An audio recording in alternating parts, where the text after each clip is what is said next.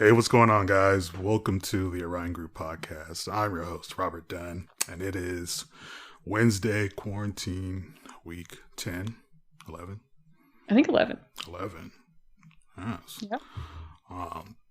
With my amazing co-host, Miss Elizabeth Stone. Elizabeth, what's going on, man? Living the dream. Living the dream. Thank you guys for tuning in, man. We really appreciate it. You can go to our website, theoriongroupodcast.com, and you can check out our stuff there. Elizabeth, do you have anything to plug? Yes, a few things. Okay. If you would like to join my masterclass, 3 dangerous mistakes women make with men, you can find that at luxself.com/mistakes. And then if you want to join my free Facebook group, just go and check out luxself.com/alchemy. And so those are some things that we can do together. And that's what I got for today. There we go. We're going to jump right into it today because this may take a little bit. I don't know, but I wouldn't be surprised. All right. And I know Elizabeth ready to go, so I want to get all that fuel out there. But today we're going to talk about commitment. Commitment, specifically men in commitment. And actually what really sparked this for me was I read again, really, because there's this quote I read today, and I had read it before, like years ago, and I completely forgot about it, but it got brought up again today, and it really was like, oh yeah, and I liked it.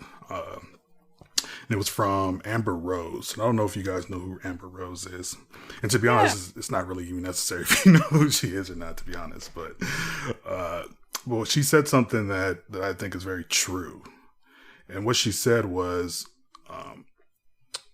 women fuck who they want and men fuck who they can. Men marry who they want and women marry who they can. Did you guys get that? That's interesting. I'm going to say it again. Women fuck who they want and men fuck who they can. Men marry who they want and women marry who they can. Yeah, pretty much. Since men are the ones who choose whether they want to get married or not. Right. The gatekeepers of commitment. Right. Yes. I know we've talked about this in passing a lot, obviously. It's kind of funny. I was like, wait a minute, we've talked about all this stuff, but really haven't talked about commitment. But I'm actually glad because I actually got a chance to think about it and try to reverse engineer it. Because a woman earlier in the week or last week actually asked me to help her out with something. And it took me about 5 to 7 seconds to tell her no. What she asked you to help her out with? That doesn't matter. Okay. But what does matter is why I told her no. And I told her no because I couldn't commit to it. Okay. And which is a great reason. Right. And that's really what I want to talk about today, because I want to talk about what happened in those 5 to 7 seconds. Yeah, please do. Right. I'm fascinated. So I tried to think about it and try to reverse engineer it. And again, it really did happen that quickly, but actually a lot happened in that span. And I think this will help women understand commitment or us and commitment and how men our relationship to commitment a little bit better. Because I believe, I'm not necessarily going to tell you what to pull out from this, because I think this is one of those things where you'll hear something that will probably fit you or help you understand.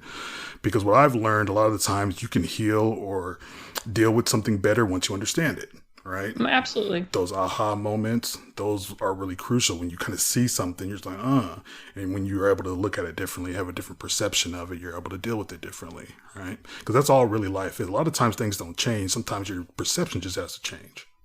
Absolutely true. Right. So yeah, that's where we're going to go tonight. And as usual, what we will start with tonight will be kind of the evolutionary reason behind our commitment. But what did you go through in those 5 to 7 seconds though? Did I miss it? No, that's what we're going to talk about tonight. Oh, okay. I'm gonna break these things down. Like that's literally the episode tonight is literally what happened to these five episodes. Oh, okay. Well, because I was immediately like, but wait a minute, you left this big open loop, like this big NLP open loop. I'm like, but I'm waiting. Yeah. I'm waiting to hear. So, okay, good.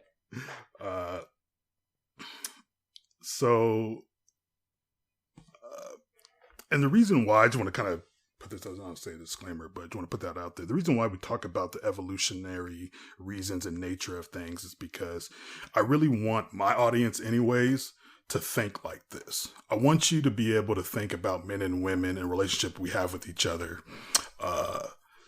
in two different ways with two different operating systems, because we have two different operating systems. And so if you're wondering why we talk about this a lot, because I want you to have an overall understanding. I like talking to smart people. I want you to be knowledgeable. You know, yes, obviously you want to fix whatever problem you think is so important right now. I get that.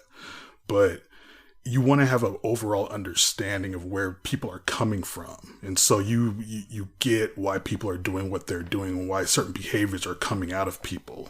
Because a lot of pain is caused just by people being ignorant or just not understanding what's going on, right? I guarantee most of Elizabeth's clients are coming to her with something because they just don't get it. They don't get why something is happening. Why is he doing what he's doing? Why is she doing what they're doing? And just the not understanding of it. Because when you don't understand something, you're just going to assume that they're doing it for the same reason you would. Or that they're doing it for a negative reason. Right. Because you're not good enough. That's what people go to more almost. Because they don't assume positive intent on other people's part, but they assume it on their own. That's just human nature, man. You know? It is. They don't like me. They must be thinking this through and then deciding I am not worth it, so they're not calling. Right. So from an evolutionary perspective, you have to, like, our operating system is set up to spread the seed, right? And we've talked about that a lot. And as a result, you don't necessarily need commitment to do that. Right. So this is why our relationship with commitment just from the get-go is going to be different than yours. You don't need to have a commitment to have sex and impregnate a woman. So that's one element of it. Another element of it is maybe actually the main element of why evolution, because obviously men want commitment, right? we understand that men want commitment. So men want commitment. So why? What would be the evolutionary reason for us to want commitment then if there's really our fundamental operating system isn't required? So where does that want for commitment come from? Well, from an evolutionary perspective, it's going to be paternity. Yep. Exactly. Paternity is like, that's the mate guarding, and when guys get all crazy, like that's where that's that instinct of paternity, making sure the baby is ours, that our genes are being passed on. Very primal, very lizard brain. That's just the what's happening in the firmware, right? Mm-hmm. So just wanted to kind of put that out there so you understand what nature is doing to us, what nature is naturally giving us that proclivity to do. Because honestly, if you see men who get into a high enough position in life, high enough status, this is what their life looks like. It looks like, it's why, a lot of Game of Thrones, good thing about Game of Thrones is especially that that time and period, or that time in history and when it was those kingdoms and all that kind of stuff, things were very raw, right? Mm-hmm. And what kings would usually have, and this is anywhere, and it doesn't have to be king, but even look at celebrity men, just men who get up 10, it's not that they don't have wives. Most of them do. Every king had a queen. That was a huge, important part of being a king, right? There were no single kings, right? Right. And usually, but obviously back in those days, usually marriages were, political partnerships more than anything, right? Mm-hmm. And so he wouldn't always have a queen, but you usually also have concubines, right? Yeah. And that was the normal state. That's our natural, proclivity, our nature expressing itself. Hugh Hefner, till he died, he had 3-4 women living with him, right? Yeah. And again, this is not something that I'm not saying this to scare you or worry you. Like, don't think, I'm just saying. Yeah, we're not discussing morality here or like what we're doing now or like what we're fans of. We're just talking about the way that it worked. Right. Because the idea being that you have women who are committed to you, but you don't have to necessarily be committed to them in that paradigm. Concubines commit to you, but you don't commit to them. You just be you, and you have all of these women around bearing your children and looking after you and all of that. Right. And I'm not supporting that as a lifestyle choice because it sounds exhausting to me. But lots of people do that. People still do that. People still do that. And so that's where that comes from. But so trying to kind of get that, once I get out of the way, but again, I always want to make sure we give you both sides of these coins, because you're going to need both sides of these coins when dealing with the opposite sex, right? It will help explain a lot, not only in them, but also in you, why you want what you want. There's a reason why you want tall men.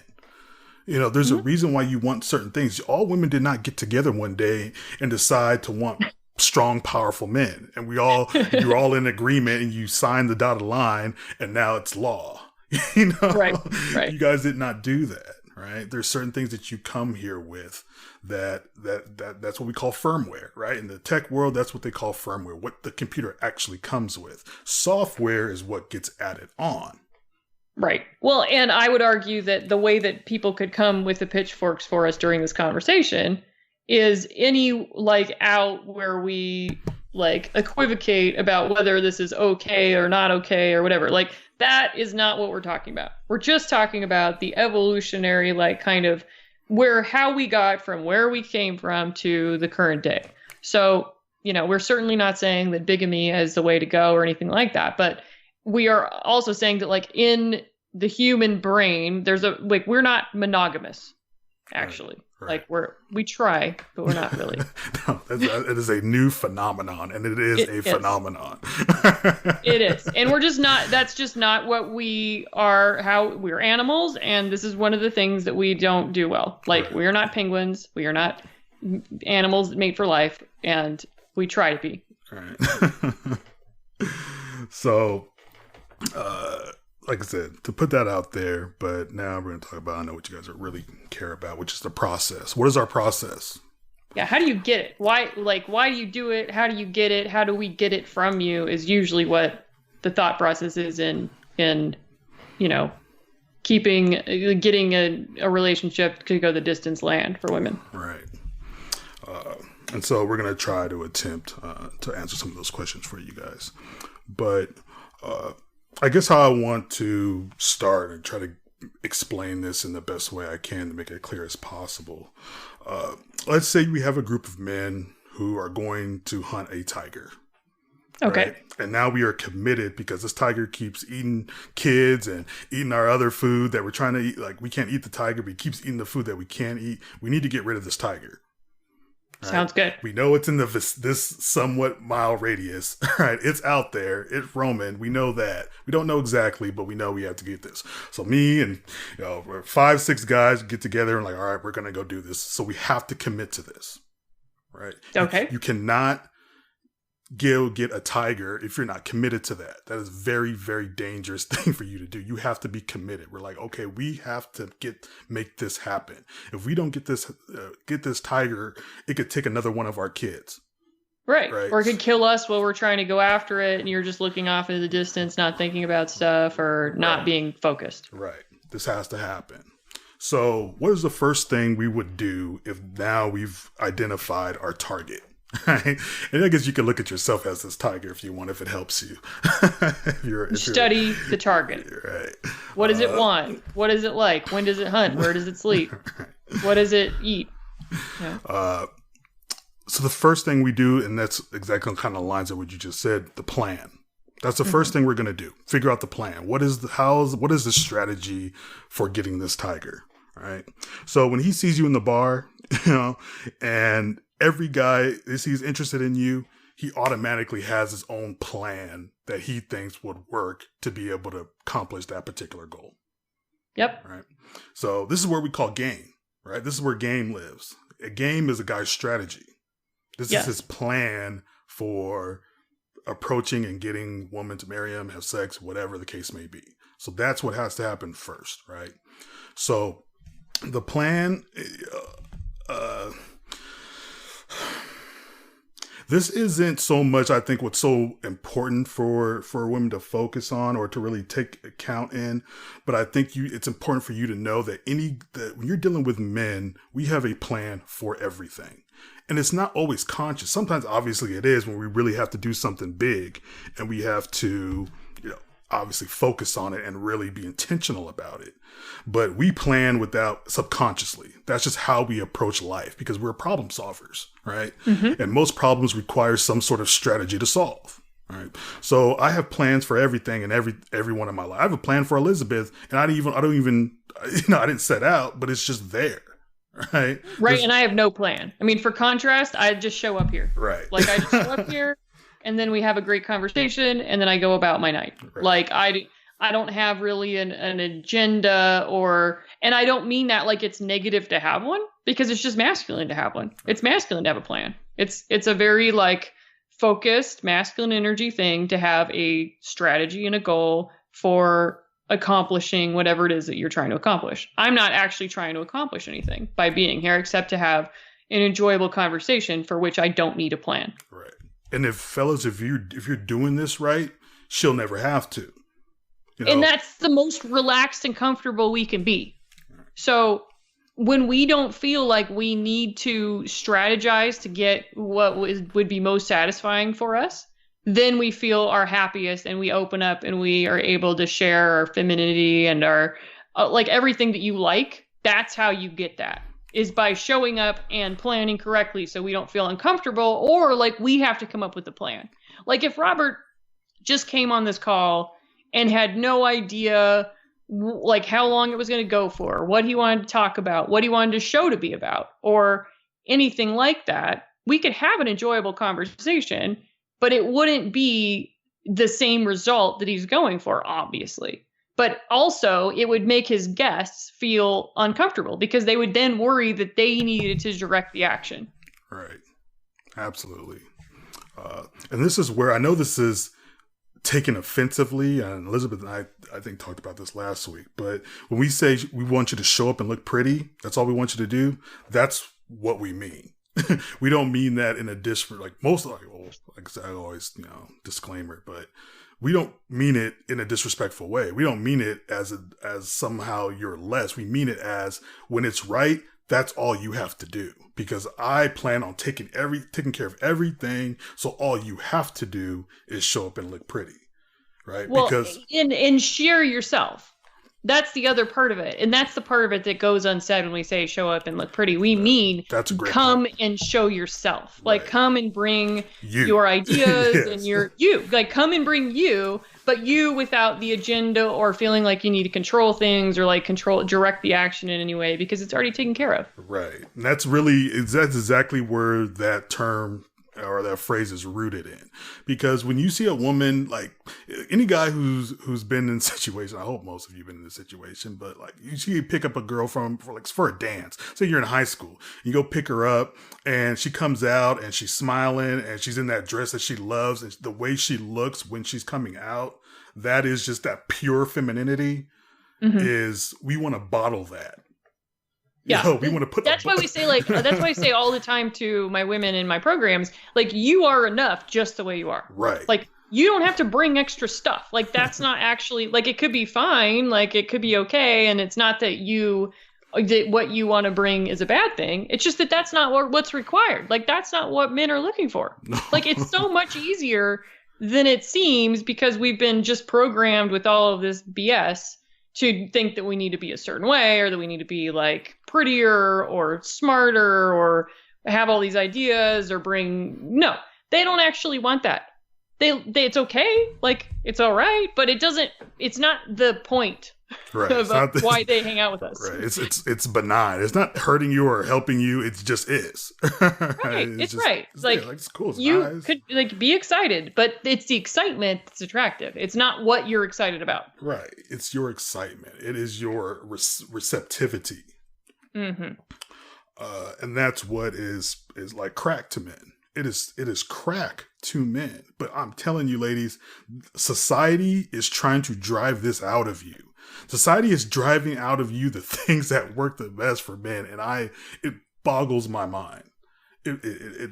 I just don't. I mean, I get it, and don't get me wrong. There's a lot. That's a complicated thing, so I don't want to make it seem like it's not, because there's a lot of reasons why we need to have the discussions and deal with the things that we need to deal with, especially when it comes to how the world relates to women, right? And how it's and all of that. So don't I'm not trying to belittle that, but at the same time, most of the things that are going to work with men are going to feel counterintuitive to you in today's day and age. I promise you. Most of the things, because achievement is what's valued now. Right. And so this is very, very, very important. I promise you. But and so again, it's show up and look pretty is exactly that. It's show up and bring you. We want you. That's all we care about. Like, this is, I probably should wait to say that because it kind of fits, but I'm about to discipline myself. But yeah, it's extremely important. So we have the plan. That's the first thing that happens. All right. Okay. We have a strategy how we need to approach this. Right. The second thing we would do, like, okay, we have the plan to catch this tiger. The second thing we're going to do is figure out what are the resources we're going to need to be able to catch this tiger. Right. Right.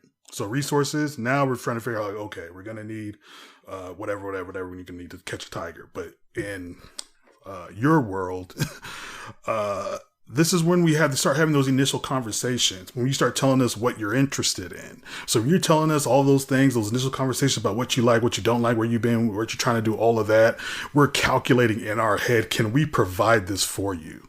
Mm-hmm.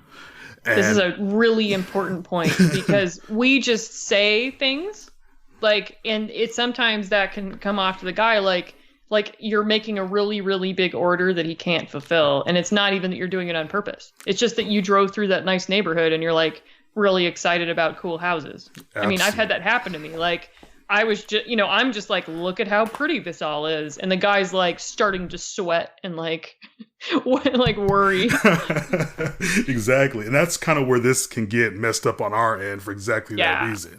Because, get right up in your head about it. Right. Because you're telling us about time you spent the year in France and we're like, oh my God, I can't afford that. I can't afford it. Exactly. And you weren't like committed to that life. You weren't telling us, because, but you were just like that. Like, look how fun it was. And like, I want to tell you about my trip and I want to tell you about how pretty I think that other thing is. And like, that was really fun. Right. It's much different because guys don't call out specific things unless they are actually like, it's a goal for them. Like, they don't go around just appreciating things that they don't intend to sort of like conquer, compete for, or control. Right. So they're not like, oh, let me go to the gorgeous neighborhood and then point out the houses to my significant other, because they would think that was pointing out like what the other person had to provide. Exactly. Exactly. So that's a great point, and a great way how we can get, just even in this second step, how it can get messed up, because a lot of guys' commitment process stops at this point. Because, and this can be a lot of things. You mean your beauty, can be a thing that we think like, no way she has, like, I'm the best guy that she can get.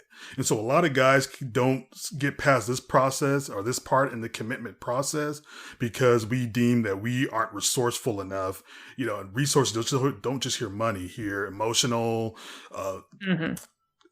anything that has to do with, just engaging in a relationship with you.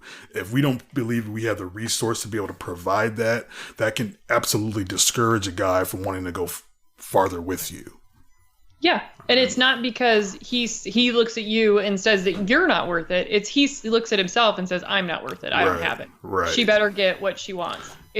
We take it a lot of the time the opposite way, and it's that the man doesn't feel like he should measure up because he's going to feel shame. He's not going to feel like you're like, once he already is interested, he's not feeling like, oh, like she's too high maintenance. It's not a judgment about you. Mm-mm. It's a judgment about himself. And that's really common misunderstanding as well, because human beings just tend to think that it's our fault. Right. So as soon as the guy pulls away and just doesn't think he can give the resources, then the woman thinks that she's less than. No, it has nothing to do with her. It's that the guy knows that like there is no way he can give you that $5 million mansion and whatever it is that he decided in his own mind on his own that you require to be happy. Right. And I promise you, most women would be shocked at the amount of men that just never approach them, never went farther than the first, conversation because of this, because they genuinely just heard you talk and believe they weren't resourceful enough to be able to be in your life. You'd be shocked. Because again, like you said, women tend to think that anytime a guy's not interested, it's always because of something about her that's like negative, like you said, not pretty enough, not whatever. And I'm telling you, that is because if we believe that, we wouldn't even start the process to begin with. Exactly. Exactly. The process. That's the thing. Like they don't end up in situations that they didn't plan on. That's the other thing. Like men don't go, I guess I found myself here. That happens to me. It doesn't happen to men because they had to make a plan to get to that point where they were on that date with you. They had to ask you, they had to arrange for the place, they had to set up a time, they had to do all that stuff, especially if they were in their masculine. Right. Now, if you made all the plans, then they weren't necessarily in their masculine. But if they were in their masculine, they made the plan, they showed up, they got you there, they're attracted, enough to you to be there, then now we're negotiating even though we don't know it. See, guys don't. Nothing, very, very little happens with men on accident. It's shocking how little happens on accident. Very, very little. Because you guys are the initiators of everything. Right. And we just never think about it like that because even though we think of you as the initiators, we don't think about it like masculine energy starts, the spark of inspiration, which is femininity, starts everything. But masculinity carries it all out. Right. You just sit in your world alone if you don't do stuff. Oh my God. I mean, we have a plan. I'm about to go to the mailbox after we finish the show, and I have a plan for that. It's just not, I can't, I didn't think about it. Do I literally sit down and write out a plan to go to the mailbox? No. But I know I'm going to go downstairs. I'm going to get something to drink. I'm going to go to the laundry room. I'm going to get the key. I'm going to go outside. I'm going to hit my vape. Then I'm going to walk over to, I'm going to go get the mail. I'm going to that's the plan. Well, and I think to myself, mail. Right. And then stuff happens. And I don't mean, I do stuff. Like I certainly do stuff, but I just think mail and then it all occurs. There is no planning. Right. And let's say I get a phone call while I'm going to the mailbox. I can get frustrated because of that. I've noticed that about men. You do. Anything that interrupts the process. Any process. Literally the process of brushing your teeth, not a fan. Right. Of the interruptions. This is another reason why men, is just to go on a little tiny tangent, why we can just interrupt you all the time and then you get irritated with us and then we don't understand why. It's because we don't usually have the same hair trigger to interruptions and there's not a strategy that's being carried out. Right. This is why we think interruption is disrespectful. Disrespect, a lot of the time, is you interrupted my process. What kind of man interrupts another man's process? That's and then we don't even operate in that paradigm. So we're like, who cares that your process? Like we don't even our process is being interrupted all the time. Right. Like if you have children, like you just don't have you just try to get through your day. You're just made to be interrupted at that point, and then you just manage that with a different part of your brain, and you can't snap at everybody who interrupts you. Right.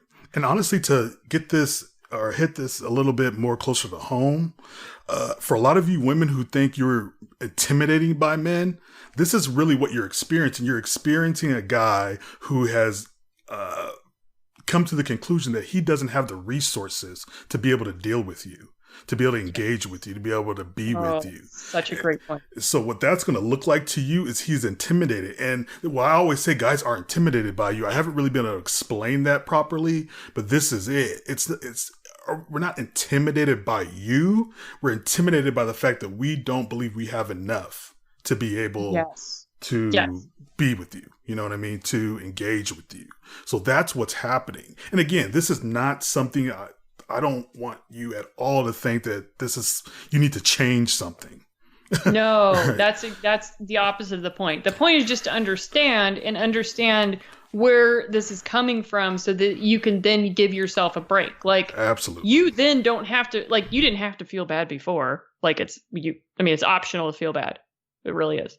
But you now definitely are off the hook if he can't pay the cost. And I don't mean pay the cost like you're a prostitute. I mean pay the cost like he doesn't think that he has the resources to be around you. Right. And if he doesn't think that, you're going to have a hell of a time convincing him otherwise, and you shouldn't try. Right. So this is why when the guy who works at Albertsons or the grocery store, I don't know, whatever your grocery stores are called, wherever you're living in the world, Kroger's, I don't know. But here at Stater Brothers or Albertsons, and he goes on a date with a CEO, then this is what is making him seem like he's intimidated by it. Because he's like, to a certain level, it is intimidation, but it's just not for the reasons where you think. You know, it's not you. You know, so don't think that you are so, you know. Unless you're being a ball buster. Right. I mean, or you're being, and intimidation is intimidation is an interesting word because men don't take it the same way women take it. Right. Like women take it like, okay, you just are like you're put off by everything that is brought. Men take that really literally, like, like you are fearsome. Right. And men don't operate in the fear paradigm as easily as women do. Right.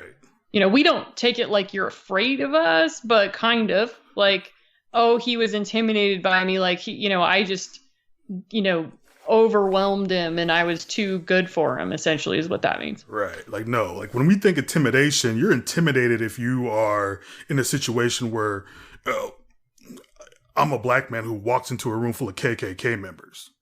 I'm intimidated by. I know I'm right. in a vulnerable. It's real fear. It's actual fear. Right. That's why men don't always relate to the intimidation idea. Like what and women are intimidating. That's kind of bullshit. But we've taken it more to mean that you don't want to come near us because we're too something. Yeah. Like we're not. No. Exactly, and that's not the case. And let's say. So yeah, I mean, the guys. Well, honestly, this is why masculinity in women can be cut off so easily because we can't even start the process with masculinity. Mm-hmm. Right. Because you don't see us. Right. You literally don't see because you're like, look at my apples. I brought apples. Right. And the guy's like, I don't care about apples. You're like, look at them. Right. Look what I brought here. Because that's a masculine process. Like, look at my treasures. Right. I brought this, I brought that. Like, men rule stuff. Like, they rule stuff and things. They bring resources. And so if you bring resources to the interaction as a woman, and you don't bring your presence, or you bring both and it's confusing for them, they just don't see any of it. They're like, I don't measure up. She already has all of her apples. I brought some, but she doesn't want them, and we don't need me. Right. Exactly. There's no place for me to fill. Yeah. Right. Really, like in a biblical sense as well. Right. In a biological sense, right? When we have sex, I'm feeling something. Mm-hmm. No pun intended, right? So, you can see this in every level, right? And so, yeah. Okay. We've gotten a guy who's gotten past these two processes with you. He's been able to, get a plan for you. It's work. He's able to chop it up with you. And now he believes that from a resource standpoint, he's sufficient. Right. So at that point, what is now has been created is a frame, a picture frame. Right. That's how you need to. After this step, we have a picture frame. And so it is just the frame, though. Understand, it's just the frame. It's just the border. We have an outline, a border of what we kind of can get or we can expect from you. Right? Yes. And so at that point, we actually go on the hunt. We actually go through the process of actually filling in that frame. And that's what the dating, that's what hanging out with you, having all of that is we're trying to figure out if the picture matches the frame. Yes. And whether or not like the mysticism and feminine energy and all the stuff that aliveness that women bring, right. Whether or not you fit in that picture, like whether you are too big for that, whether your container is, just not the right one for that or whatever. That's the whole, when we talk about frame, this is good. That's a great explanation of it because, we then bring the feminine container, which is a container, but it's not a container. It's a paradox because it's just open, expanse, but it's also a contained thing that we shut down when we're not interested in continuing. But we come and then see whether or not it all works. But if I set up a system where I am more in my masculine, you don't have anything to bring me. It's just very there's nothing for us to do together. So we just kind of act like guys together. All right. And again, like most women, you probably dealt with enough men who've gotten into, obviously, past these first 2 points, and now you're actually dating. You may even actually be in a relationship, right? Right. So this is this process. And what's really important about what happens during this period is that we're asking ourselves one question in this period. I don't say it like that, but no, we are actually asking ourselves one question during this period, because this period, our daily experience with you during this period, we are literally trying to figure out what is life like with you, or going to be like with you, right? Yes. And this is literal, and that's why this can kind of maybe be tough.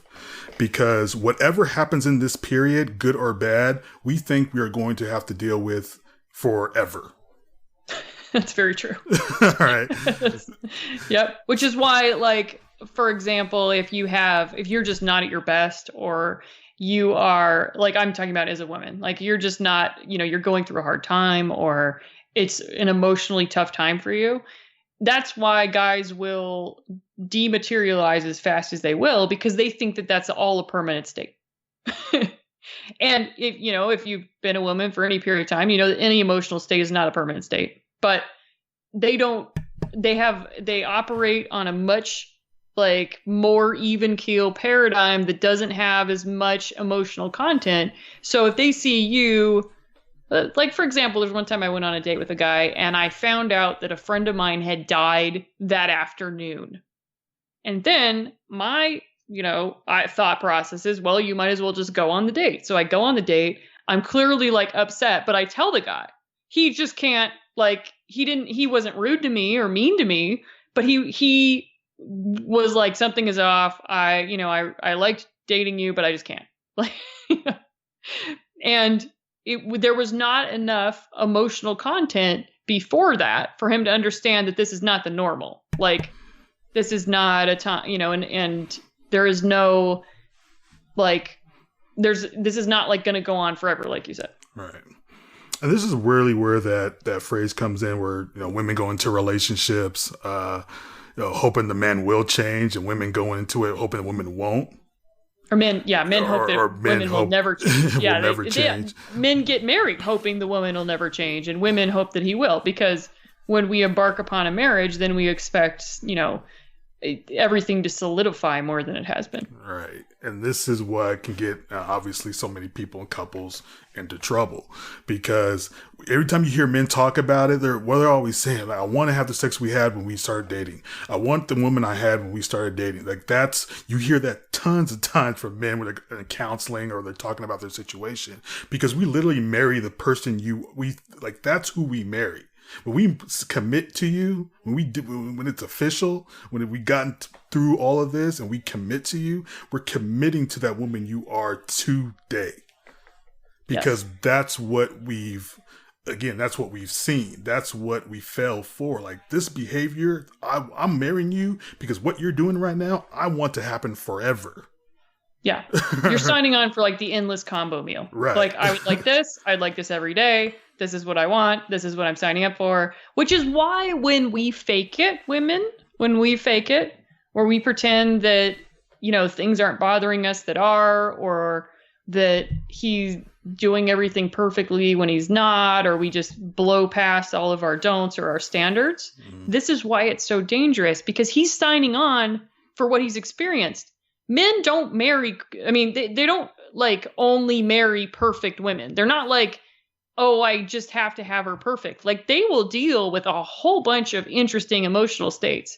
The point being that they have to know that that's what they're signing up for. You can't make them feel like they were swindled, essentially, or you were not you're not really you, because that's what they wanted anyway. But people don't give themselves enough credit, so they think that they have to hide all that stuff. Right. It's not the case. A lot of men feel like that once they get married, like they were swindled.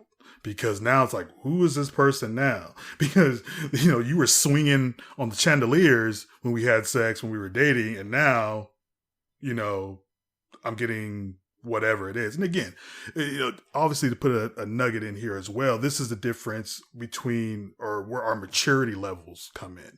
Because when you're just starting off as, immature guys this is exactly how it is. Like if it's not like this every day once it stops, I'm gone. Right. As you grow up and you mature as a man, you realize things are going to fucking change. Things are going to adjust as life happens, as things happen. Right. And so I'm going to put that little caveat in there as well. But when we're going through, this is what's happening. It's almost like when we're dating you, the things that we really like are in the positive column and the things we don't are in the negative column. And so usually when we get to a point, if you're in the black with us, then we can this is where we can commit. Mm-hmm. Because when we commit fully. Because we have to. You cannot half commit and go after this raging beast of a tiger, or you're dead. You cannot half commit and win a war and storm Normandy. You got to be committed to that, right? You can't have that. You can't have you have to plan for that like they did. You got to see what your resources are, and then at that point it's on, right? Like there is no turning back. This has to happen. If we don't take this beach, we lose this war. So. Yeah. I want you to understand how significant, how important commitment is to men, to just male, to masculine energy, to masculine nature. Like guys never talk about commitment. We don't talk about commitment to each other. Like only time I've ever heard about commitment has been from women. We don't talk about this from each other. Why? Because there's no need to. We all understand the importance of it. It's very clear that commitment is important. Like this is understood. This is why there's no need to talk about it. Because why? Of course you need to commit to if you're going to build a business, if you're going to build empires, you have to be committed to that. And so this is why men are kind of like we don't really get it. Why we get it, but we don't get it because it's so natural for us to commit because that's what you have to do to get anything done. Mm-hmm. Yeah, you don't waver on standards. You aren't like, oh, okay, well, I was committed today, but I'm not committed tomorrow. Like I'm not really feeling it today. No, it's just a commitment. It's there. It's like a solid thing. So once they make one, that's the thing. This should make us all feel very calm about commitment, ladies. And it's because once they make one, they've just made one. It's like when they tell you they love you. They could literally never say it again in their lives, and they still would. And so,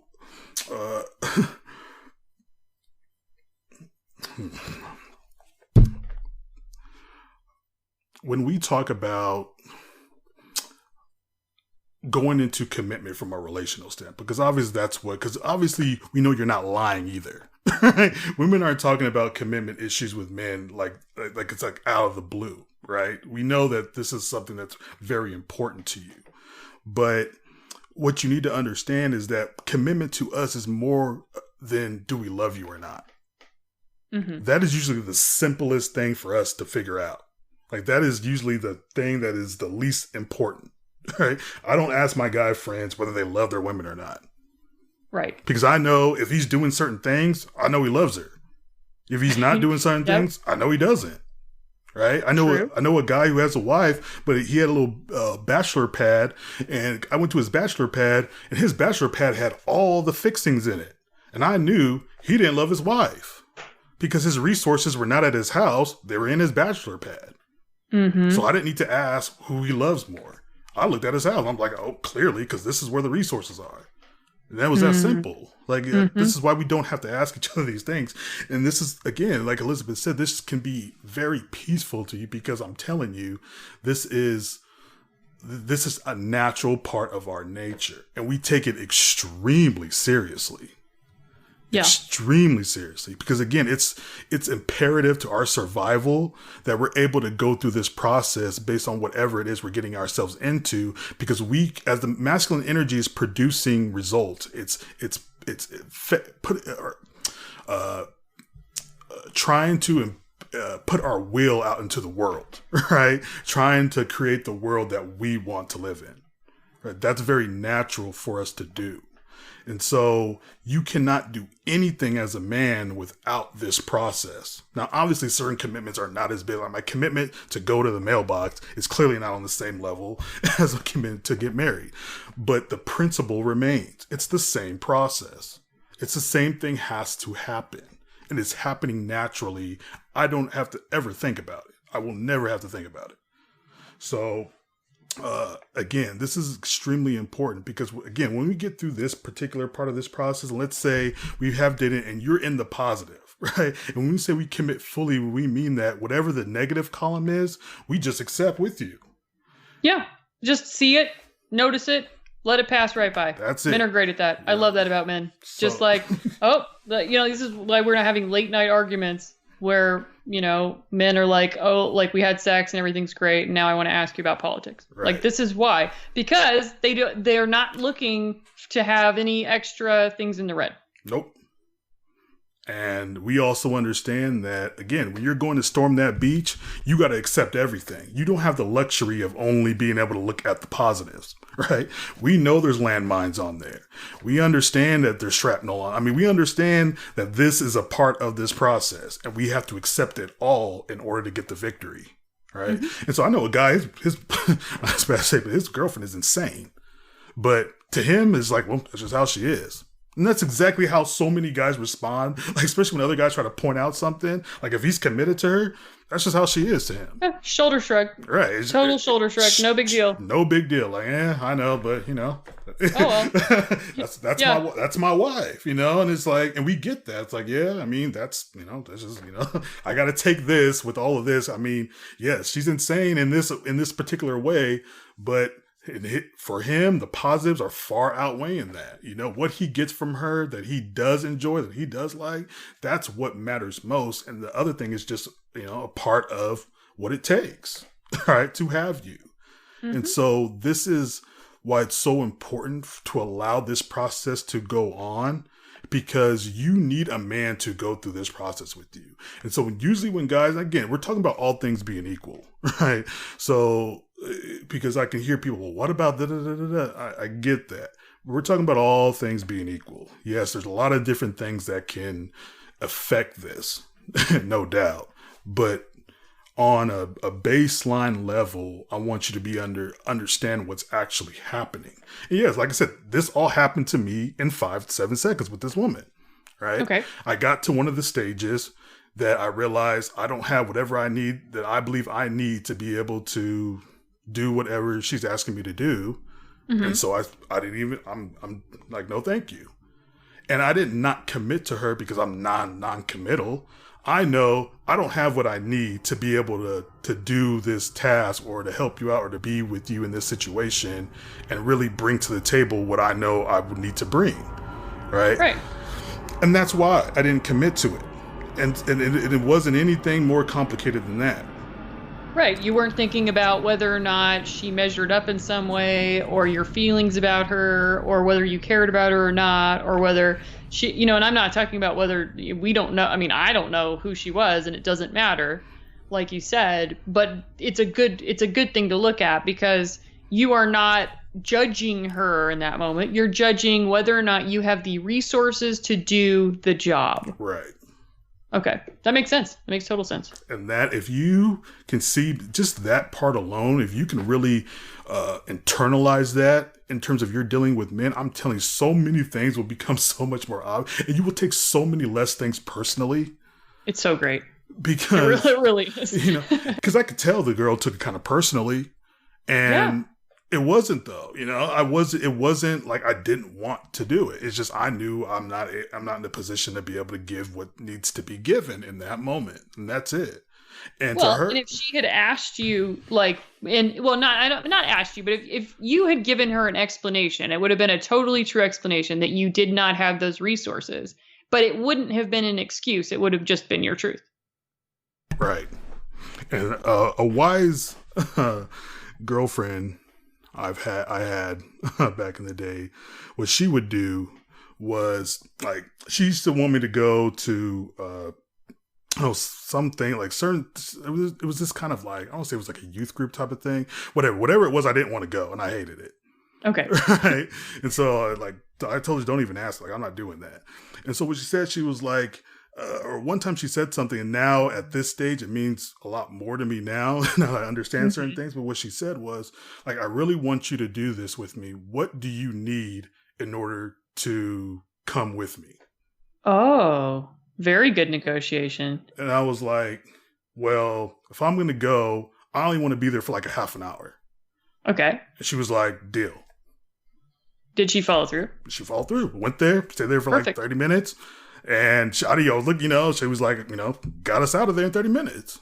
And she got... Then fantastic. That's perfect. That's exactly how to negotiate with the man, too. Because a lot of times, like, and to be honest, it's like, I don't even know if I really want to see it as a negotiation as much as that a lot of times we as men, when we decide we can't commit to something because we don't think we have something that we were going to need to be able to, it's not like we're right all the time. It's just a perception. Mm-hmm. I can think that I don't have what I need to be able to do this because of however I'm seeing what you're asking me to do. But a lot of the times it may not be that, because this is why we don't ask women, right? Because this is where communication is so important, because I think I need, 5 hours a week to be able to make this commitment to you. I don't have 5 hours a week. And then if I would have asked her, she said, no, you don't need 5 hours. You may only need 3, or you may need 2, whatever you need. She may just be okay with me giving whatever I could give. Right. But it's not necessarily natural for me to ask that. So for the ladies out there, this can definitely be something you can use as a way to be able to see if his perception really is right about this. Because you could really want him to go to your mom's house or whatever. And you made it like, I really want this for you. What would you need in order to do this? And again, a lot of times guys will tell you like, well, I would need to be able to X, Y, Z or this. And you could be like, oh, I can give that. That's cool. We can make, and I get, like I said, I know that's technically a negotiation. It's just that I don't want it to make it seem like it's always a tit for tat type of a thing. No, yeah, and I certainly didn't mean it like that. And so I want to make sure, obviously, but again, this is something that can be, this is something you could do that worked with me, that probably would work with me again, because she would have asked that, I probably would have said like, well, I don't have that much time to be able to give to you like that. And she said, she could have easily said, well, I only need 30 minutes. And I'll be like, oh shit, well, I can do that. You know what I mean? Well, and I want to draw attention to something that she did that is very resourceful and good versus a lot of mindset problem that people get into. So one mindset problem that people get into in a situation like this is they start trying to either guilt and shame the other person into complying, or they try to seduce them into complying instead of really negotiating like she did. She asked you what you needed to do the thing. Now, if you said there was nothing on the planet that would make you do the thing, that's different. But since there really was something that would have made you do the thing, you offered that up.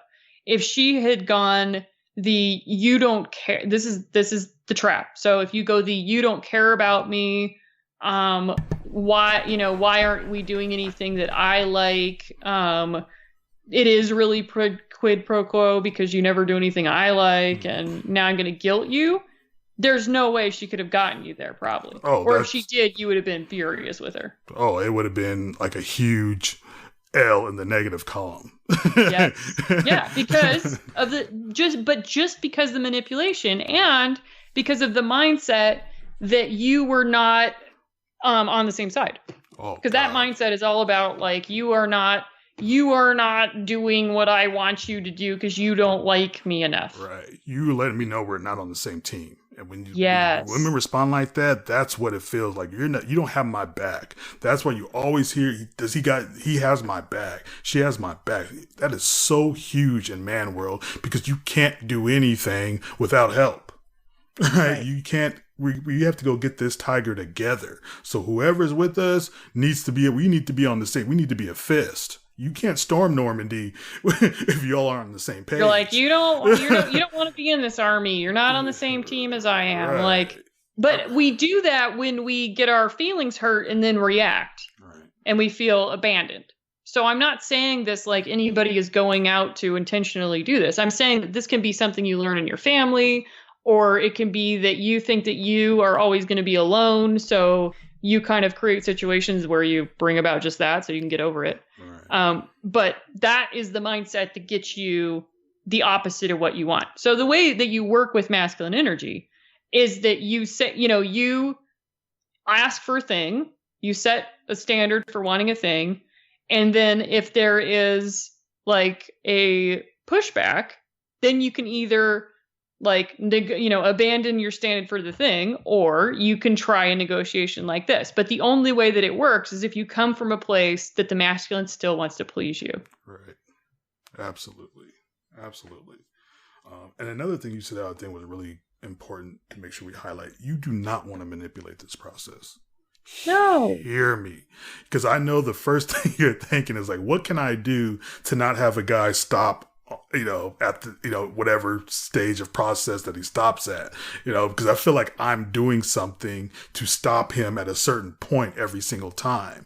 And it's like, you do not want to manipulate this process. You need to allow us to go through this process. You want us to commit to you in an authentic way. That's why I'm not going to give you any suggestions or advice how to circumvent this stuff, because I promise you, you do not want this. Because when men find out that because some women do this, and when we find out that our process was manipulated, oh man, you'll never have him.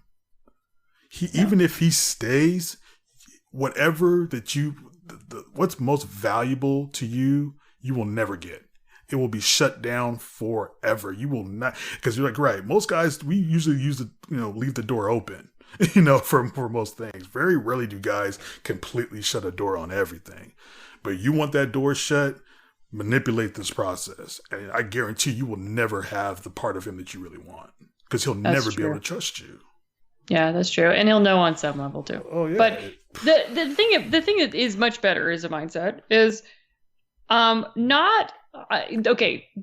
I don't want people to go all the way over to this awful Marilyn Monroe quote, or whoever this really was. I don't know if this is that like, if you can't handle me at my worst, you don't deserve me at my best. People take that all the way and they like run with it, and then they act like their worst self all the time. And then they're like, why don't, I'm just berating you all the time. Why don't you still love me? No, I don't mean you like just letting the freak flag fly and being at your worst emotionally. If you need to work on your emotional health, please work on it. Please do not work on it with him. But like, take care of it, then go to the relationship. But that you can do that authentically. You're not faking it if you're like, you know what, I'm not in a good place right now. So that being said, the thing that you want to embrace with the really uncomfortable process of getting a man who wants to commit to you, for lack of a better way to put it, is we strip away all the stuff that doesn't work, which is like ordering around, putting requirements on him that don't make sense to him, or that aren't your standards. Like, you have to do X, Y, and Z to make me happy. That's different than you being like, I prefer my life to go a certain way, and you can participate or not, but here it is. Now, that mindset, the one that I just said, I like my life to be a certain way. You can participate or not. It's up to you. That is how you have a man choose to commit to you. Right. Because if you have anything else, like I'm trying to catch you and, get something from you or any of that, you will lose. Oh, absolutely. Because you will never, ever be able to trust a man with something he is not committed to. Hear me when I tell you this. Do not trust any man that's doing something he's not committed to, because there is so easy to blow him away. They're so easy for something to come. This is why you don't want to play around with this, because it's that important. But what you do get when you do get commitment is that you get a finality that is very, I think, hard for women to understand, because when we commit, that's it. It's settled in our mind. And so this is why we're married before we get married to you. Yeah. Because like once you decide you're going to do it, that's when you get married. Once we commit to you, like the wedding is just a formality. This is why we don't ever care about it. Because to us, there's no reason for it. Because in my mind, I'm already married to you. Once I, finally in that place where like the process has been gotten through and I'm on board, you're my wife. Right. In my mind, you're my wife. And this is why we start treating you like our wives a year before the wedding starts. Because once we commit to you, we're going to start treating you like our wife. Right. Well, and that can be good or bad depending on your emotional maturity too. Right, exactly. Like one of the problems with men in commitment is that once you get a man to commit to something because it's permanent for him, he then does not feel like he needs to do the same things that created the commitment in the first place. Once he's caught that tiger, he does not feel the need to catch the tiger over and over again. We do. Exactly. Why we because fellas, women don't commit like this, and we don't commit like this. We'll have another show to describe that. I'm sorry. Go ahead. No, I was agreeing with you because I was going to say it is shocking to men when you realize how our commitment works. And I don't mean that like it's not valuable. I just mean that it's just different. Like it's like the gas in the car. It's not the engine. Right. And so this is why the constant questioning and the like, are you still here thing freaks men out. Right. Because to them, that was already a done deal. You're just renegotiating now. Right. So if you're like, do you still love me? Do you still want to be in this marriage? Do you blah, blah, blah? They think you're saying that you don't. And they're like trying to make it land better. Right. It'd be like, okay, now we're going on the hunt, right? And every 5 minutes, someone's asking if we're still on the hunt. Yes, we're still on the hunt. What has happened that has changed anything in this situation? What was so different 5 minutes ago than it is at this moment right now? This is why this is why it's the most irritating thing on the fucking planet.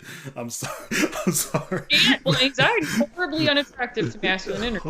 Masculine energy to men, masculine energy. Anxiety is a no. Because it's like you're going in the garage, asking them whether the car is ready every 5 minutes. Right.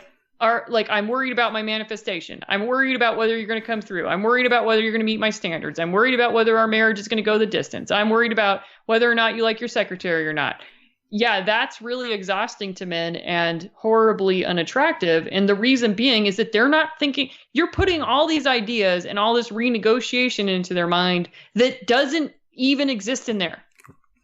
Like, it's not even that they're thinking about this and you're entering their conversation. No, they weren't having that thought at all. They were trying to think about how to achieve the thing that they were set off to do in the first place. To be honest, to put even more bluntly, we hate it because it's constantly telling us you don't trust us. Yeah, and we don't see it like that at all. Right. You're constantly checking up on me. You don't trust me. If you don't trust me, then how can I lead? And if I can't lead, and I'm not leading somebody that doesn't trust me, I can't get anything done with you constantly questioning my process. Right. If you don't trust my process, then go. Because I'd rather have zero than constant questioning of my process. This is why I'm constantly telling women, you need to date and marry a man or get with men that you admire. Because when women admire you, that is a lot less than what you get from a woman who, and again, like I said, there's a lot of different things, and it's just the evolutionary reaction. So we can go into all that, but just that's how significant it is. I mean, I remember it's so funny because just the other night, me and two of my friends we're just hanging out at the park. We're just talking. One of my friends, his wife just kept calling. And we were getting so mad because we were just sitting here like, she knows you're here, right? We haven't seen you in months and she's blowing you up. Then you end up having to leave. We hate you now. We hate this woman now. And I'm being hyperbolic. So like, don't get, but the feeling for this woman is so negative because of that. And again, it's not so much that it's fair or not. That was the reaction to me and my other friend who were sitting there because we kept looking at him like, come on. Like, what is there an emergency? If not, then what is this? What is happening right now? And it was that of a visceral reaction to even a girl that wasn't even ours. You know what I mean? So don't get involved with the men that you don't admire, that you don't trust, because this will kill it every time. You can't have some general and the soldiers are constantly questioning the general. They don't have that in the army. You keep questioning, you're out. It doesn't work that way. In any other area of life, in men's spaces, men who complain get kicked. You and your family go. Because that's how dangerous it is to have constant distraction when you're trying to produce a result. Right. Well, and this is why this is why I work so much on learning about men and then trusting them, like learning about masculine and then being able to trust it, because we are not trusting, and we shouldn't be by nature. Right. Like Absolutely. we're not. That's not something that we bring with us. Like that's something that is best learned, because it isn't. And we need to be skeptical, and we need to be quizzical, and we need all of that standards testing kind of thought process in order to maintain our safety. And so I do not begrudge women that. Like I think that we need that, and it's.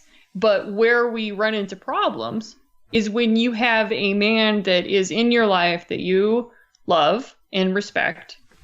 You must maintain that respect for him. Otherwise, it will kill your relationship dead and you won't be able to recover it. So trust and respect are part of that. Like you can't try to love a man and not respect him, because he will not feel loved. Like very, very bluntly, he only feels loved if you respect him. And that feels like love to him. That's what love is, like to us. Like that is how we experience that. To me, when you look, if I said that this girl, like how do you know this girl loves you? I would say that because I believe that she trusts me. Yeah. That's how This is why all those guys in the park reacted badly, because all this mistrust feels like not love for your friend. Right. Which is why you're all like, nope, this is not good. We don't like this, because even though this woman probably really loves her man, it's just because like everybody senses that there's disrespect there. Right. Yeah. And this is how guys act. When we sense disrespect, it shuts everything down. Yeah. But I also want to put in there as well, because I know there could be some guys kind of bumping their chest right now or thumping their chest right now thinking like, yeah, like this is like, you need to trust us. But hold up, because this isn't given to you because you are a man. And a lot of guys think that because they are a man that they just deserve respect. And that's not the case at all. And again, this is the difference between immature and mature men, because immature men think that they should not have to provide anything to be able to get it. Right. Right. You're just entitled to it. You're just entitled to it. Right. And no, it doesn't work that way. And so, mature men who are healthy understand that this is a process as well, that to get to a point where you've proven, where you've shown enough to be able to get that level of respect, that's when we expect it. Like, we don't expect it day one. If I'm interested in a girl right now, I'm not expecting her to drop her whole life to try and talk to me. Right? You had a life before I showed up. I'm interested in you right now. I want to take you out. But when the process isn't going as quickly as we like it, we think like, oh, well, she just don't. Like, no. You don't. She's not going to just drop everything to come and talk to you. She don't know you. Like Elizabeth said, there's a very good reason why women need to be skeptical, because getting involved with the wrong guy for all of human history meant death. Mm-hmm. Right. So It's very evolutionary reasons for women to make sure that there's plenty of this is where the shit tests come in for all you game people, all the people. This is all that's where this comes from. She needs to know that you are who you say you are. Well, and will you come unglued if you sense uncertainty in some way? Right. Because that's what we need to know. We need to know that, like, during this tiger hunt that we're on, like, while we're going after the goal, if you get upset, are you going to freak out and attack members of your own group? Right. Are you going to just get scared and run away? Are you going to be selfish? Start flailing around? Right. Like, what are you going to do? You're going to kill one of the other guys because you want his wife. I mean, guys have to be just as much aware of other men as we do of women. Because our paradigm is all about competition. Right. The alpha gets to eat and have sex with the women. The betas get the leftovers. That's how it works in the animal kingdom. Like I said, 60% of beta males in the animal kingdom don't reproduce, because it doesn't work like that in nature. And so this is how our thing, I mean, we can get together, but don't mistake it, because men also, the reason why a lot of human history where it stopped being like that, because they found out that if just the king or the 10 guys in his court are the ones having sex with all of the women, you know what started to happen? All of the beta male guys stormed the castle, killed them all. Yeah, civil unrest, because we're too smart. Like, we're not, like, we have too many brain cells to let that stand. And there's just not going to be any stability or structure at all in society. Right. So, yeah, we had to stop doing that. And now we've moved toward more of a 1-to-1 rather than a 1-to-many kind of sexual to the situation. Right. And again, just to kind of curb this. Well, so once we have the commitment, you're all set. Like, in your mind, the commitment is done. Right. And what we need to learn as men is that with women, it's not settled there. And that's one of the biggest lessons men need to learn. And a lot of guys get their heart broken and women are divorcing them and cheating on them for this very reason. Because one of the biggest, I don't want to say complaints, but one of the biggest reasons women give for either cheating or leaving is just boredom. Right? I mean, I can tell you how many times I just heard women say, I've just gotten to a point where I'm just so bored. And he seems just fine. Yes, because when he signed up for this. This was enough for him. That's why he's content, because he wouldn't have committed to you if he wasn't. And so This is how guys can get into a place where their women are leaving them because they're bored or they're not fulfilled, because they're like, well, what's the problem? It's been like this ever since day one, because they didn't take it further. Because we acted like with women, like we do in every other. They're right. Once we storm this beach, that's it. You know, yep, we're all done. Good. We're all done. We don't got to do this anymore like this, right? But with women, it's again, it's levels, right? 1, 2, 3, 4, 5, 6, 7, 8, 9, 10.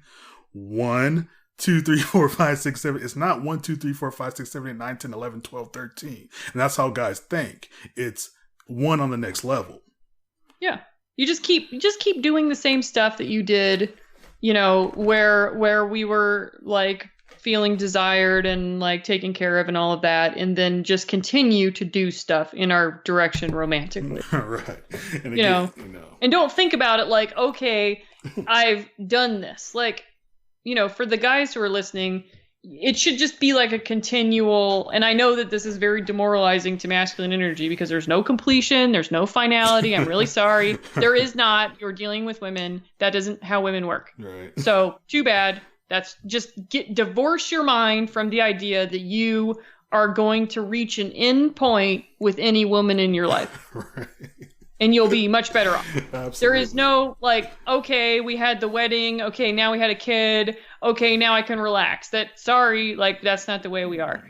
Because if we don't feel like you are continually putting in effort, then we don't think that you love us. Now, I know that you love us because I do my job properly, I hope. but as a whole, unless you are continually putting in effort, we start to see you as a non-contributor to the relationship. Mm-hmm. And once you become a non-contributor to the relationship, we start to check out. First, we nag you. So if you're starting to hear a lot of nagging and a lot of, crosstalk and some disrespect, so we start pushing your frame. Because if we feel uncherished, then we start disrespecting you. So we start disrespecting you, then you start to fall out of love with us. So see how the, whole spiral happens. Yeah, the toilet bowl spiral, right? Yep. And this is it. I mean, so fellas, start disrespecting you, you fall out of love, then you start going passive aggressive, you don't follow through on your word, then we lose more respect for you, and then suddenly everybody's screwing the nanny and divorcing each other. Right. No, this is serious, fellas, because like my aunt just divorced my uncle, and they're in their 60s. And because you know what? It doesn't matter. Right. It doesn't matter. It doesn't matter how good of a father. See, this is what throws men off. Yes. It doesn't matter if you're a good father. It doesn't matter. Not about that. If you are a good husband. It doesn't matter if it's not about that. And we are perplexed when that stuff happens. But again, if you just accept, like, divorce your mind and just accept this as a reality, then you won't have to be put in this position.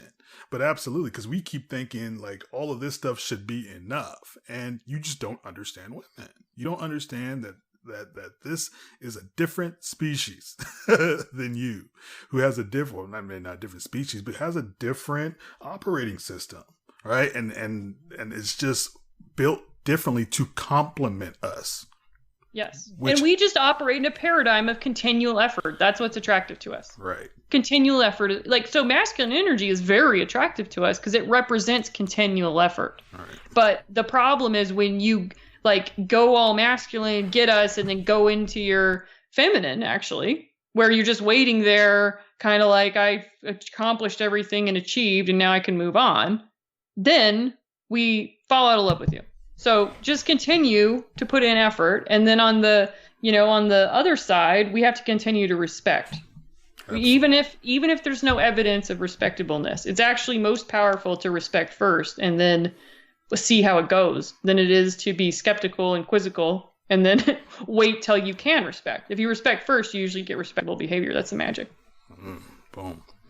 So, I hope that hopefully helped and kind of made some things a little bit more, or help you understand a little bit better. So again, so you're just not taking things so personally. And don't get me wrong, it's painful when you're in a situation and the guy bounces. I get that. Oh, absolutely. Every time, no matter what. Right. So it's not, I don't want to make it seem like that's something we could just throw away. Like, oh, don't worry, he didn't commit to you. That means it's not right for you. I mean, it's easy to say that, but it's painful a lot of the times. But at the same time, you do not want a man who is not in a place to commit to you.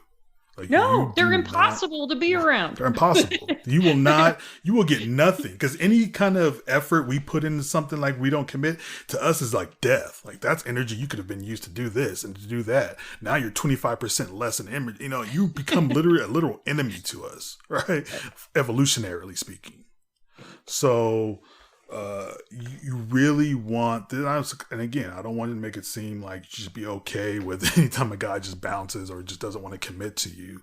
But at the same time, what I hope helps is that you do get to a place where you can understand, like, look, he went through his process and decided that this is something he couldn't do, and it hurts, but let it go. Away. And the other thing about it is that one thing that men will do, which is neither here nor there in how frustrating or annoying this is, but what they will do is they will often return with more resources, and it is mind-boggling to us because we would never do that. We would never be like, all right, lover, like, I want you, but you know what? I don't have enough stuff, so I'm just going to leave for 5 years and then come back with more stuff. Like, we just don't do stuff. We don't operate that way. Right. But men do. Men will be like, well, I've thought about it and I have returned at being a company owner and with a house and the whole thing. And the woman's like, you have not been here for 5 years. What the hell are you thinking? Like, of course the door is closed, you idiot. But to them, they're like, well, like, what do you mean? I just gathered everything up and brought it here. So, divine masculine is the same. Like, if you want to manifest something, there's man's in the word. If you want something and you ask for it, and you believe it's going to come, it will show up. Mm-hmm. Same with the men. But that's why you can't force the process, because if you go rushing after him, he will not bring you anything. You just won't. Like, it won't ever come back around. You won't ever find out that you're twin flames or whatever you do. Right. And again, it just will even help you with arguments, because most arguments for men about women, men's complaint about women is the fact that they signed up for what they believe what they were going to get for the rest of their life, and something has changed, and now they don't think they're getting that anymore. And disrespect. Well, and that's so funny, because a lot of times I don't say disrespect, because again, it's so obvious to me. Right. And I'm like, and it's just a shock to the women. The women are like, I'm having an epiphany. This is an aha moment. The guys are like, well, obviously. Well, of course that whole thing was about disrespect. She interrupted him while he was, planning on how he was going to do the dishwasher. And then, and then everything went to hell. Of course it did. Right. Yeah.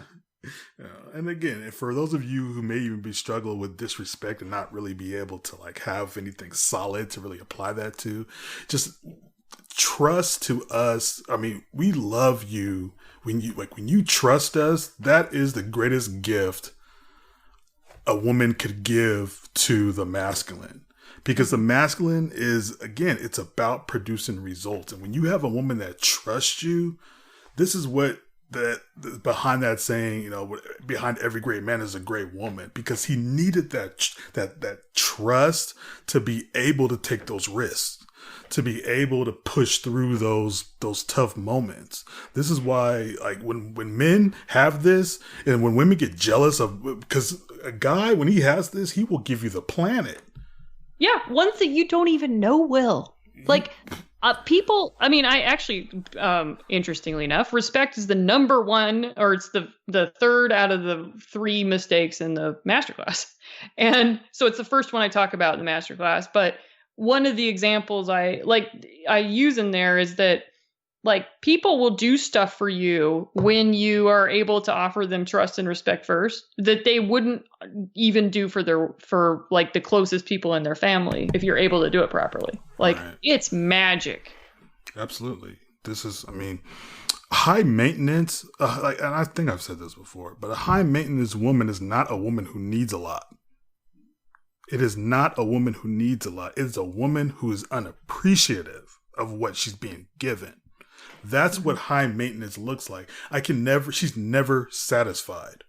No, it's not about standards. We mistake it for having high standards. That's not what it is. No. You want a boat? Here, have a boat. Like, here. Yeah, they'll bring you anything you want to. If you want stuff from the masculine, they will bring you stuff. Right, we'll bring you stuff and more stuff and more stuff. This is what makes a lot of women, because rich guys, what rich guys do. They just start giving you stuff, right? Because it's no problem for them. Problem. Like, no anything. Big deal. Like, oh, you having an issue? No problem. It's not because they're trying to buy sex from you, which is the common misperception.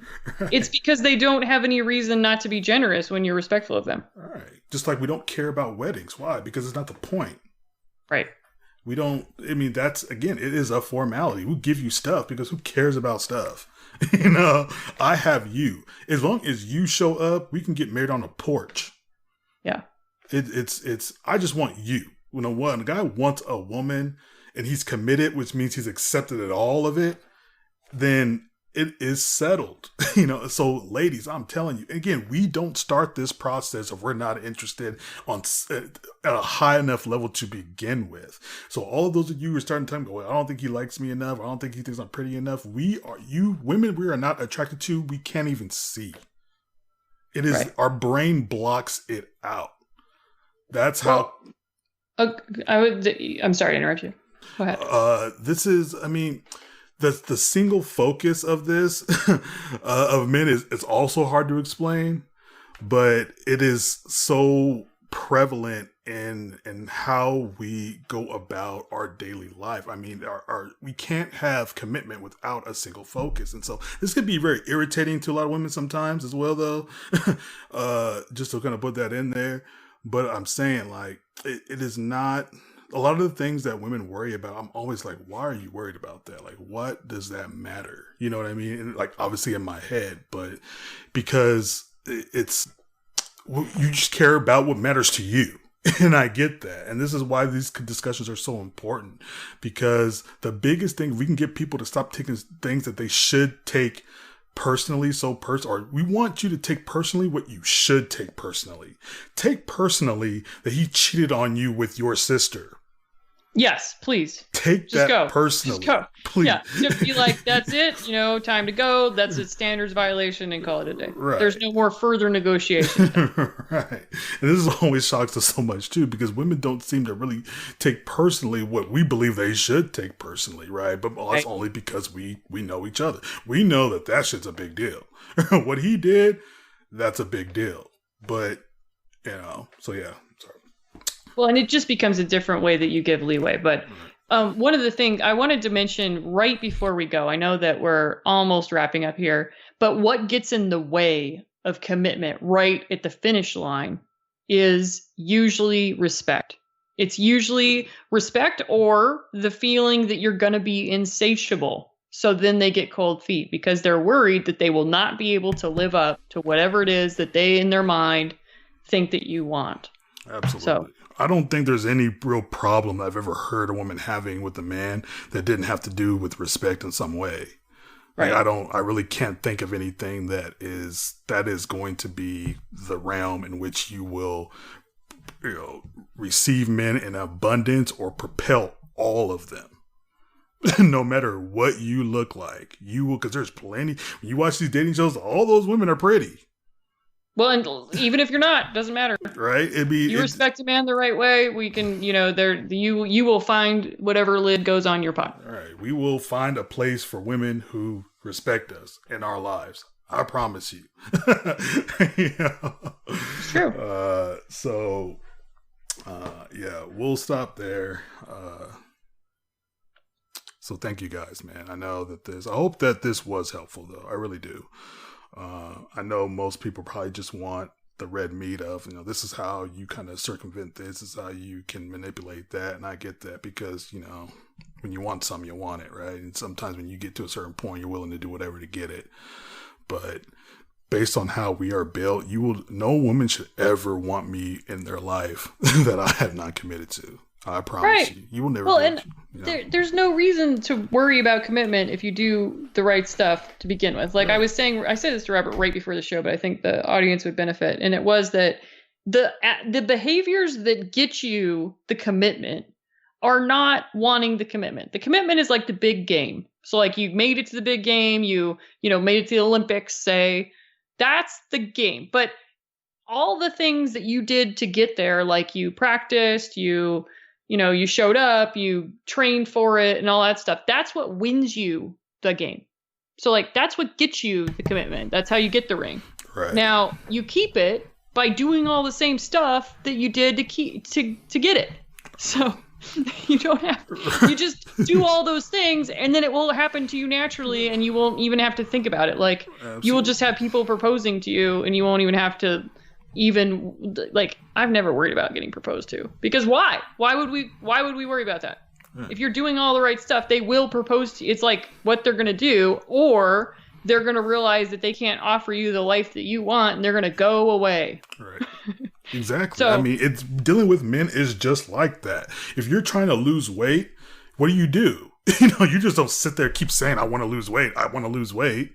You start eating differently and you start working out, because if you continue to eat well consistently and work out consistently, the weight loss is just a natural, reaction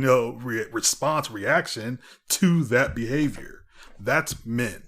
That is men in a nutshell. What we love about men is that they're super predictable like this. It can be, and that's this is what can get women into places where they don't know what to do, because it's a very dangerous tool. Because once you get this, you're right. If you do X, Y, Z, this is what really hurts us with you, because we do A, we do B, and then we get X, and we're like, chaos. Does it not work that way? And then tomorrow it's like, okay, well, if I do A and B, I get X, whatever, fine. So tomorrow I'm going to do A, B, because I know at least I'll get X. No, then it's C. And you're like, wait a minute, And so this is why we can't do that with you guys, which really messes us up, because there's no process. We're trying to figure out the process to you.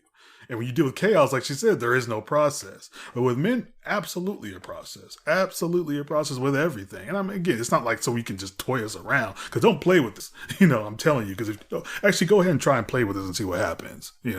But really, you'll end up with. Here's what'll happen. You'll end up with a lot of men who are in love with you. It's like that's not like, I don't think that's necessarily a horrible side effect. But if you have ethics, you won't do this to them just without making it clear whether you are available to them or not. It's unethical and it's out of integrity to make people fall in love with you who you have no intention to do anything with. Absolutely.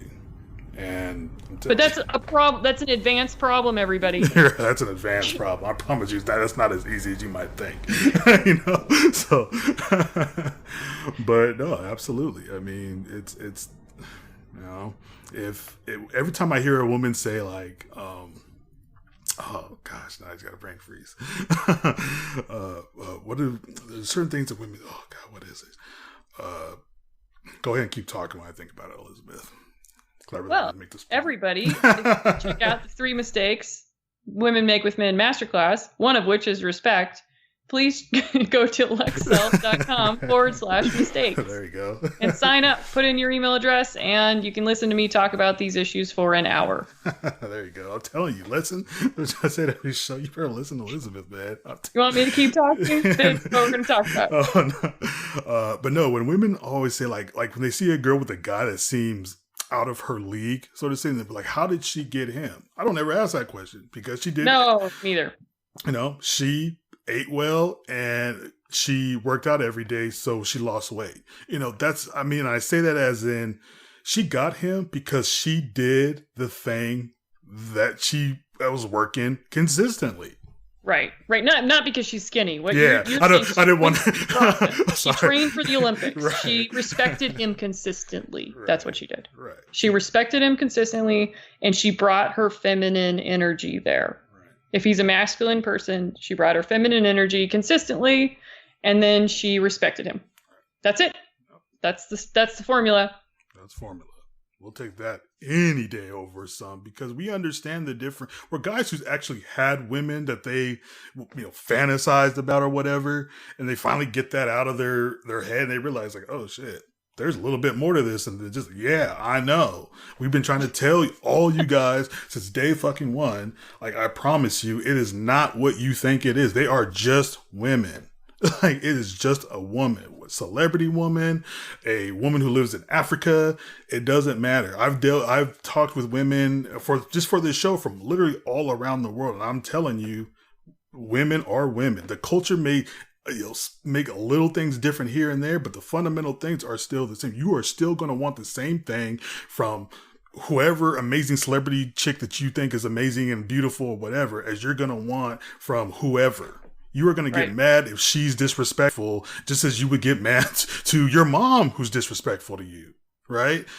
It's going to be there. I can't tell you how many guys are just shocked when they walk away from like a gorgeous woman because they're just like, I still need these things. Yeah, you do. And it's the same thing for women. Whatever that means in women world, when you're still going to need a guy who gives a fuck about you.